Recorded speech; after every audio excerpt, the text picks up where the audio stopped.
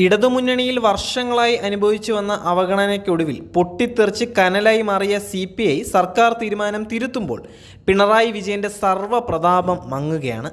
മന്ത്രിസഭയെയും മറ്റു മന്ത്രിമാരെയും അറിയിക്കാതെ മുഖ്യമന്ത്രിയുടെ ഓഫീസ് ഒറ്റയ്ക്ക് കൈക്കൊണ്ട തീരുമാനം തിരുത്തണം എന്നുള്ള CPI ആവശ്യം സൂചിപ്പിക്കുന്നത് പിണറായി വിജയൻ തിരുത്തണം എന്നുള്ള വ്യക്തമായ സന്ദേശം തന്നെയാണ്.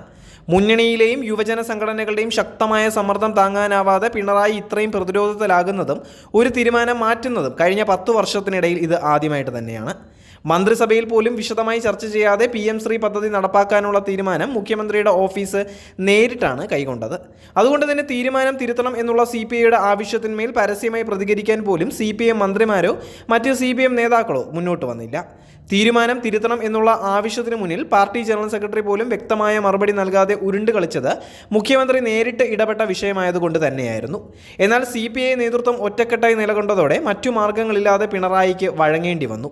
CPM വഴങ്ങിയതിനേക്കാൾ മുഖ്യമന്ത്രി വഴങ്ങിയെന്നുള്ള പ്രതീതിയാണ് ഇപ്പോൾ മുന്നണിക്കുള്ളിൽ തന്നെ ഉള്ളത്.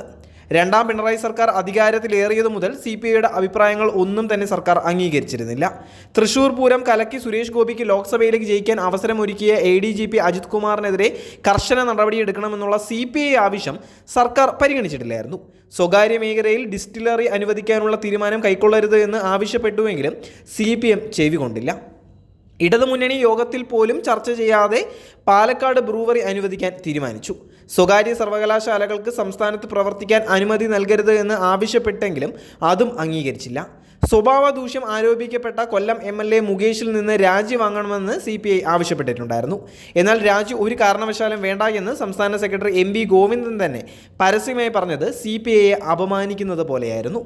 PM ശ്രീ കരാറിൽ നിന്ന് പിന്മാറണമെന്നുള്ള CPIയുടെ ശക്തമായ ആവശ്യത്തെ തുടർന്ന് കരാറിൽ ഒപ്പിട്ട ധാരണാപത്രം മരവിപ്പിക്കണമെന്ന് ആവശ്യപ്പെട്ട് കത്ത് നൽകാൻ സർക്കാർ തീരുമാനിച്ചിരിക്കുകയാണ്.